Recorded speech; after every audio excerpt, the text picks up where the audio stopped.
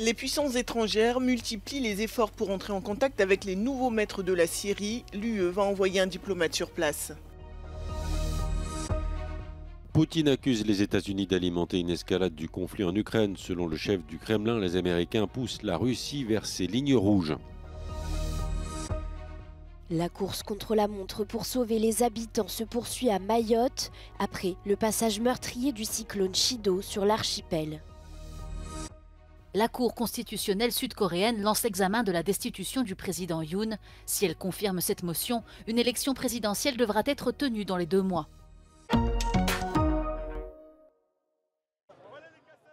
D'abord prudentes, les puissances étrangères multiplient désormais les contacts avec le nouveau pouvoir à Damas. Des rebelles, membres d'une organisation islamiste, le HTC, qui pourtant est classé terroriste par plusieurs pays et sous le coup de sanctions européennes.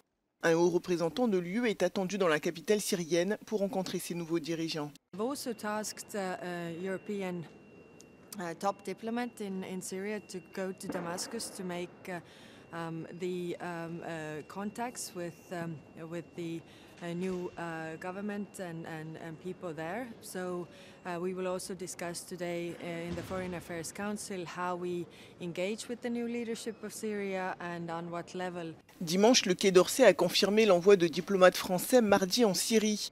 L'envoyé spécial de l'ONU en Syrie est quant à lui déjà arrivé à Damas. And then, of course, it's the whole question about economic recovery. We need to see that this is tricky.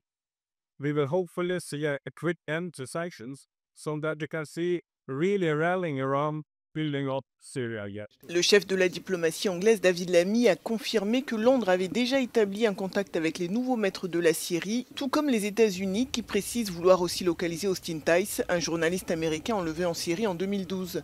Quant à la Turquie, acteur majeur dans ce conflit et soutien des rebelles, elle a déjà rouvert son ambassade à Damas, après plus de 10 ans de fermeture. La Knesset a approuvé dimanche un projet visant à doubler le nombre de colons israéliens dans la région occupée du plateau du Golan en Syrie. Environ 31 000 Israéliens vivent actuellement dans des colonies considérées comme illégales au regard du droit international sur le plateau du Golan, dans une zone capturée par Israël lors de la guerre des 6 jours de 1967. Les États-Unis, durant le premier mandat de Donald Trump, sont le seul pays à avoir reconnu l'annexion de cette région, décrétée par Israël en 1981. L'annonce de ce projet de développement démographique intervient une semaine après la chute spectaculaire du président syrien Bachar al-Assad. Lors d'une allocution télévisée, le Premier ministre israélien Benjamin Netanyahou a déclaré qu'Israël ne cherchait pas à entrer en conflit avec la Syrie. אין לנו עניין להתעמת עם סוריה. אנחנו נקבע את מדיניות ישראל כלפי סוריה לפי המציאות המתהווה בשטח. אני מזכיר שבמשך עשרות שנים סוריה הייתה מדינת אויב אקטיבית לישראל.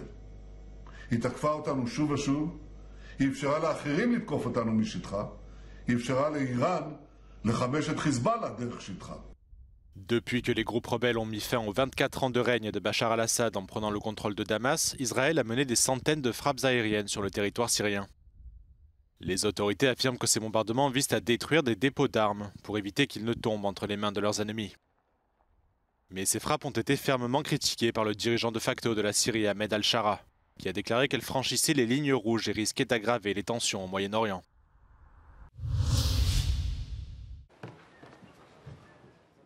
Vladimir Poutine accuse les États-Unis de pousser la Russie vers ses retranchements et d'alimenter un engrenage du conflit en Ukraine.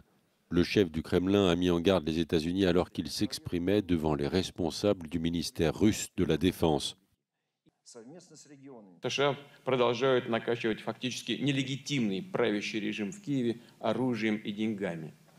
Отправляют наемников и военных советников и тем самым поощряют дальнейшую эскалацию конфликта. Доводят нас до красной черты, через которую мы отступать уже не можем. Начинаем отвечать, тут же пугают свое население, тогда еще в давние времена советской, сейчас российской угрозы.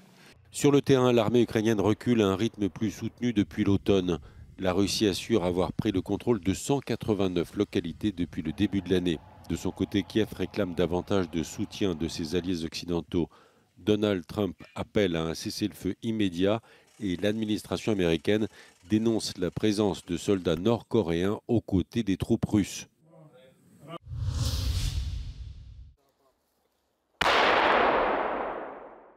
Inquiétude en Finlande face au risque d'un conflit ouvert avec la Russie. Pendant des semaines, la Russie a laissé des groupes de migrants illégaux arriver jusqu'à la frontière finlandaise et depuis plus d'un an, Helsinki a fermé tous les points de passage terrestre avec son voisin. La police finlandaise soupçonne la Russie d'avoir saboté un câble de télécommunications sous-marin en octobre dernier.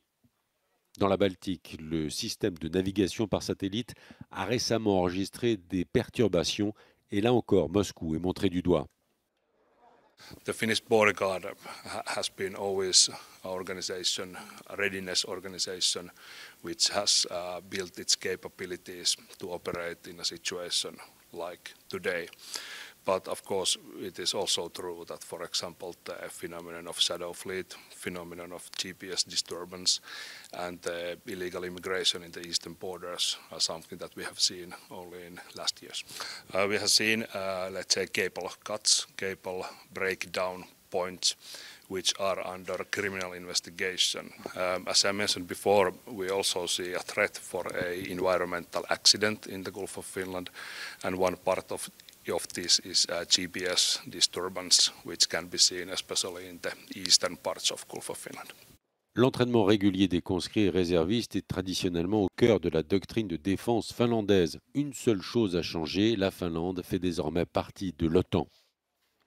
Finland has been preparing for any war for several decades. The invasion by Russia in 1939 is something that Finns are constantly reminded of. And the key principle of this comprehensive security and defence strategy is deterrence. To deter any potential invader, in particular Russia, that this country is prepared, its society as a whole and military are well trained.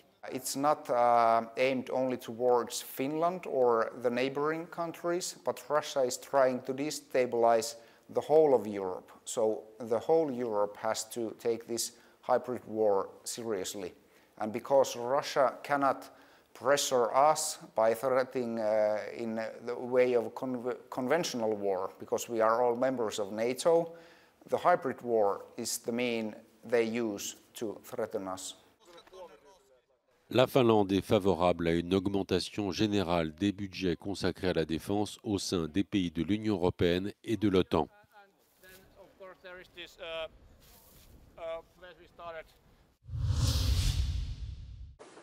Une catastrophe maritime et écologique s'est produite ce dimanche à 8 km au large de la Crimée. Dans le détroit de Kertch qui sépare la mer d'Azov de la mer Noire, 2 cargos russes transportant plusieurs milliers de tonnes de produits pétroliers en détresse ont subi de graves avaries en raison du mauvais temps et ont demandé une assistance en urgence, a annoncé le ministère russe des situations d'urgence. Un des 2 navires s'est échoué et sa proue a été arrachée. Une personne à bord a été tuée tandis que les autres ont été sauvés par les services d'urgence. Les responsables ukrainiens ont accusé Moscou d'imprudence, affirmant que les pétroliers étaient trop vieux pour sortir dans une tempête. Bruno Retailleau est arrivé à Mamoudzou pour superviser l'organisation des secours et dire le soutien des autorités après le passage du cyclone Chido sur l'archipel.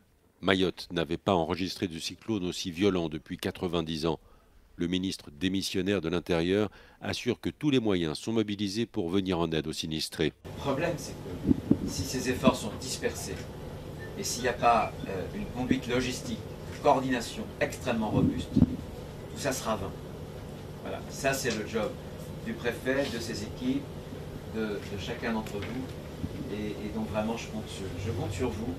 La tâche est difficile, il va y avoir du découragement, parce qu'il va y avoir beaucoup de fatigue. Les services de santé de Mayotte sont sinistrés et l'archipel manque d'eau et de nourriture. Le bilan humain du passage de Chido sera difficile à établir. La population a pour tradition d'enterrer les défunts dans les 24 heures qui suivent les décès. Les bidonvilles sont détruits et les victimes se comptent probablement par centaines.